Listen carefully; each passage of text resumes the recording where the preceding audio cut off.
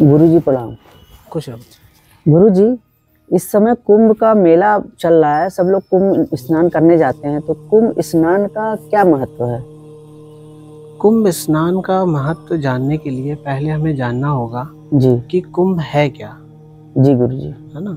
तो कुंभ जो है वो अमृत धारा है, जी जो विचारों की धारा बह रही है जी जी इस समय जी प्रयागराज में। जी ठीक है, क्योंकि ये जो समय होता है कुंभ का, जी जो 30 से 40 दिन का जो भी कुंभ का समय होता है, जी उस समय ऐसे ग्रह नक्षत्र होते हैं जी। जो उच्च कोटि पे होते हैं। अच्छा। हाँ, उस समय या इस समय जी जो कुंभ का समय जब चलता है, जी तो हम जो है अपने विचारों को उसके विचारों से मिलाते हैं। जी, ईश्वर के। हाँ, उस परमात्मा के विचारों से मिलाते हैं और अपने विचारों को शुद्ध करते हैं, उसमें डूब जाते हैं। जी ठीक है, वो डुबकी लगाना है, उसी को कहते हैं कि परमात्मा के विचारों की अमृत धारा जो बह रही है, जी। ठीक है, उसमें हम डुबकी लगाकर अपने आप को शुद्ध करें। आप धोते। हाँ, पाप धोना यही है कि अपने विचारों को शुद्ध करना। जी। जैसे ही हमारे विचार शुद्ध होते हैं, ठीक है, वैसे ही हमारे विचारों में अमृत बरसने लगता है। जी ठीक है, फिर हम हर रूप में उसको देखते हैं, उस परमात्मा को देखते हैं, जी हर सुर में जी उसको सुनते हैं। जी ठीक है, और जो भी हमारा बेचैन मन है जी वो मौन हो जाता है, शांत हो जाता है। फिर जो कुछ भी हम बोलते हैं वो जी। परमात्मा की ही भाषा होती है। अच्छा। ठीक है, तो समझना पड़ेगा कि कुंभ जो है 12 वर्ष में ही क्यों पड़ता है। जी पहले का समय जो था जी तब इतने वाहन वगैरह नहीं थे। जी ठीक है, तो पहले क्या होता था कि जो भी संत महात्मा जी अपना साधना कर रहे हैं, जी वो साधना का जो समय होता है जी। वो 12 वर्ष का होता है। अच्छा। ठीक है, तो जो भी है वो 12 वर्ष में साधना करते हैं, जी या उसको नहीं पा पाते, या जो भी वो अचीव करते हैं, जी ठीक है, वो अपने गुरुओं से, शिष्यों से जी मिलकर जी इस उच्च कोटि की जो चल रहा होता है जी। समय, हाँ, उसमें आकर अपने विचारों को शुद्ध करते हैं, एक दूसरों से मिलकर। जी। ठीक है, और उस परमात्मा से जुड़ते हैं। जी ठीक है, फिर अपनी अपनी साधनाओं में चले जाते हैं। जी कुंभ जो है वो जी सिर्फ और सिर्फ 12 वर्ष में एक बार ही पड़ता है, जी लेकिन इसके लिए 4 जगह जो भारत में निर्धारित किए गए हैं। जी जी ठीक है, पहला जो है वो पड़ता है हरिद्वार में। जी। ठीक है, दूसरा कुंभ जो है हमारा प्रयागराज में, तीसरा पड़ता है उज्जैन में, और चौथा पड़ता है नासिक में। ठीक है, तो इसीलिए मैंने कहा कि जो पहले इतने साधन नहीं थे, जो जहाँ पे तपस्या कर रहा होता है, जैसे आने जाने में है अपना, तो वहाँ पे वो अपना पहुँच के अपना समाधान ले लेते थे। ठीक है, उसके भी 3-3 साल में, इसीलिए आप देखोगे अब 3 साल बाद कहीं और, फिर ऐसे प्रक्रिया चलती रहती है। जी जी।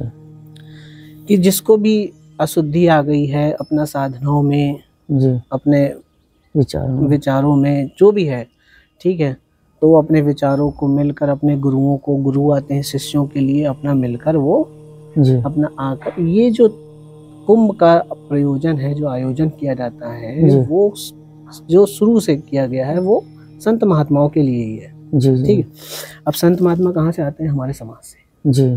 ठीक है, समाज से उठ के ही तो हम महात्मा बनते हैं। जी। उनको समझते हैं कि हाँ, ये हमारे विचार तुच्छ हैं, तभी तो हमारे विचार शुद्ध होंगे, तभी तो हम पहुंच पाएंगे परमात्मा तक। जी जी। ठीक है, तो होता क्या है कि समाज में जब हम कुछ भी काम कर रहे हैं, ठीक है, चाहे वो घर के लिए काम कर रहे हैं, अपने परिवार के लिए कर रहे हैं, तो कहीं ना कहीं जाने अनजाने हमसे गलतियां तो होती हैं। ठीक है, होते। कहीं धन के लोभ के कारण, कहीं व्यापार में उन्नति के कारण, मतलब उन्नति के लिए हम लग रहे हैं, अपने पद के लिए भाग रहे हैं, तो झूठ, साज और अहंकार के प्रति जो है हमारा बढ़ावा, है ना, ये सब हमारा मन दिल जानता है, उसके बावजूद जो है हम उस पर लगे रहते हैं। हाँ, लगे रहते हैं, चलते रहते हैं। क्यों? क्योंकि समाज ही हमारा इस तरह का हो गया। हाँ, हो गया है, और हमारी धारा जो है उससे बंधी हुई है, कहीं बाहर नहीं है। ठीक है, जी। संगत का बहुत असर पड़ता है, जी ठीक है ना। तो जैसी हमारी संगत वैसी रंगत, वैसे जी। हमारे विचार, जी ठीक है। तो इसलिए जो है फिर संगत वाली बात को आप समझें, इसीलिए जो शुद्ध होना चाहते हैं, अपने विचारों को शुद्ध करना चाहते हैं, जी। तो वो 40 दिन वहाँ पर रहकर, जी ठीक है ना, तो वो वहाँ साधु संतों के बीच में रहकर अपने जो भी अशुद्ध है विचार उनको शुद्ध करते हैं, उस परमात्मा से जोड़ते हैं, देखते हैं उस रूप को कि हाँ परमात्मा ही सत्य है, परमात्मा ही हर रूप में है, ठीक है। जो भी हम सुन रहे हैं वो परमात्मा की ही वाणी है, जी। ठीक है। जो भी कंठ से निकल रहा है वो उसी की वाणी है, जी। ठीक है। और अपने मन को शांत करते हैं, और जो भी हम बोल रहे होते हैं वो फिर हमें दिखता है कि हाँ मैं नहीं, परमात्मा ही बोल रहा है, जी। ठीक है। तो ऐसे शुद्ध विचार जब हमारे हो जाते हैं जी तब हम इसको कुंभ स्नान कहते हैं, पूर्ण मानते हैं उसको पूर्ण मानते हैं कि आप उनके बीच रहिए, अपने विचारों को शुद्ध करिए, जी। ठीक है, और अपना स्नान ध्यान करिए। जी। इसीलिए स्नान ध्यान, अपना स्नान करिए, ध्यान करिए, समझिए उस चीज को, उससे जुड़िए, और फिर आप जो है शुद्ध हैं, जी। ठीक है। उदाहरण के तौर पे आप ये समझ लो कि एक पानी की बोतल ले लो जी। अब उस पानी की बोतल खाली है, ठीक है। अब उसमें अशुद्ध पानी हमने भर दिया, जी। ठीक है। अब आप गंगा जी में गए, जी। उसको एक नहीं 1000 बार डुबकी लगाइए जी। और उस बोतल को बाहर निकालिए, उसमें कोई जल में परिवर्तन होगा? नहीं होगा। नहीं होगा। क्यों? क्योंकि उसका ढक्कन जो है वो बंद है। जी जी। विचार, हाँ, विचार हमारे जैसे थे वैसे ही हैं। हम गए, हमने स्नान किया, हमने डुबकी लगाई और हम वापस चले आए, जी, ठीक।